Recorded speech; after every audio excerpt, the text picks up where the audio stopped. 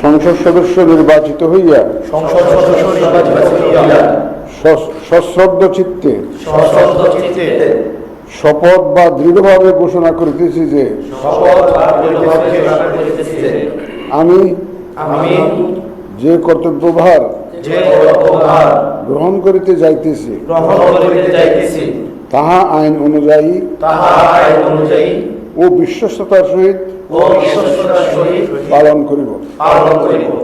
আমি বাংলাদেশের প্রতি অকৃত্রিম বিশ্বাস ও আনুগত্য পোষণ করিব এবং সংসদ সদস্যরূপে আমার কর্তব্য পালনকে